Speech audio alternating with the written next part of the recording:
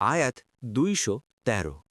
كان الناس أمة واحدة فبعث الله النبيين مبشرين ومنذرين وأنزل معهم الكتاب بالحق ليحكم بين الناس فيما اختلفوا فيه وما اختلف فيه إلا الذين أوتوه من بعد ما جاءتهم البينات بغيا بينهم فهدى الله الذين آمنوا لما اختلفوا فيه من الحق بإذنه والله يهدي من يشاء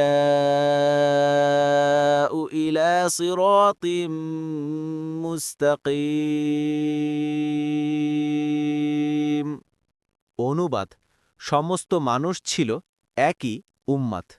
পরে আল্লাহ নবীগণকে প্রেরণ করেন সুসংবাদদাতা ও সতর্ককারী রূপে, এবং তাদের সাথে সত্যসহ কিতাব নাজিল করেন, যাতে মানুষেরা যে বিষয়ে মতভেদ করত সেসবের মীমাংসা করতে পারেন। আর যাদেরকে তা দেওয়া হয়েছিল স্পষ্ট নিদর্শন তাদের কাছে আসার পরে শুধু পরস্পর বিদ্বেষবশত সে বিষয়ে তারা বিরোধিতা করত।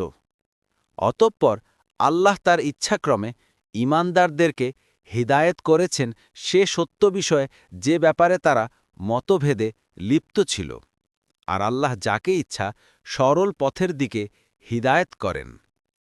তাফসির। 1 নম্বর ফুটনোটের বিবরণ। এই আয়াতে বর্ণনা করা হয়েছে যে কোনো এককালে পৃথিবীর সমস্ত মানুষ ছিল একই উম্মত। তারা নিঃসন্দেহে তাওহীদের উপর ছিল।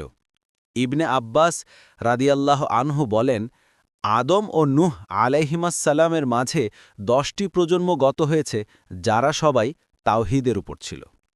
অন্য বর্ণনায় কাতাদাহ রাদিয়াল্লাহু আনহু বলেন, তিনি বলেন, আদম ও নূহ আলাইহিমাসসালামের মাঝে 10টি প্রজন্ম হিদায়েতের উপর ছিল। তাফসিলে তবারি। অতঃপর তাদের মধ্যে আকিদা, বিশ্বাস ও ধ্যানধারণার বিভিন্নতা দেখা দেয়, ফলে সত্য মিথ্যার মধ্যে পার্থক্য করা বা পরিচয় করা অসম্ভব হয়ে পড়ে। তাই আল্লাহ তাআলা সত্য ও সঠিক মতকে প্রকাশ করার জন্য এবং সঠিক পথ দেখাবার লক্ষ্যে নবী ও রাসূলগণকে প্রেরণ করেন, তাদের প্রতি আসমানি কিতাব নাজিল করেন। নবীগণের চেষ্টা পরিশ্রমের ফলে মানুষ দুভাগে বিভক্ত হয়ে যায়। একদল আল্লাহর প্রেরিত রাসূল এবং তাদের প্রদর্শিত সত্য সঠিক পথ ও মতকে গ্রহণ করে নেয়, আর একদল তা প্রত্যাখ্যান করে নবীগণকে মিথ্যা বলে। প্রথমোক্ত দল নবীগণের অনুসারী এবং মুমিন বলে পরিচিত, আর শেষোক্ত দলটি নবীগণের অবাধ্য ও অবিশ্বাসী এবং কাফের বলে চিহ্নিত। এই আয়াত দ্বারা এটাও বোঝা যায় যে দ্বীনের ভিত্তিতেই জাতীয়তা নির্ধারিত হয়। মুসলিম ও অমুসলিম দুইটি জাতি হিসেবে চিহ্নিত করারই এর মূল উদ্দেশ্য। এ প্রসঙ্গে ফামিনকুম কাফিরু ওয়া মিনকুম মুমিন আয়াতটিও একটি প্রমাণ। এ তৎসঙ্গে এ কথাও পরিষ্কারভাবে বোঝা গেল যে ইসলামের মধ্যে এ দুইটি জাতীয়তা সৃষ্টির ব্যবস্থাও একক জাতীয়তা সৃষ্টি করার জন্যই, যা সৃষ্টির আদিতে ছিল, যার বুনিয়াদ দেশ ও ভৌগোলিক সীমার সঙ্গে সংযুক্ত ছিল না, বরং একক বিশ্বাস ও একক দ্বীনের অনুসরণের উপর প্রতিষ্ঠিত ছিল। এরশাদ হয়েছে যে কানান্নাসু উম্মাতান ওয়াহিদাতান, সৃষ্টির আদিতে সঠিক বিশ্বাস এবং সত্য দ্বীনের অনুসারী রূপে একক জাতীয়তা প্রতিষ্ঠিত ছিল, কিন্তু পরে মানুষ বিভেদ সৃষ্টি করেছে। নবীগণ মানুষকে এই প্রকৃত একক জাতীয়তার দিকে আহ্বান করেছেন। যারা তাদের এই আহ্বানে সাড়া দেয়নি তারা একক জাতীয়তা থেকে আলাদা হয়ে পড়েছে এবং বিচ্ছিন্ন জাতীয়তা গঠন করেছে। 2 নম্বর ফুটনোটের বিবরণ।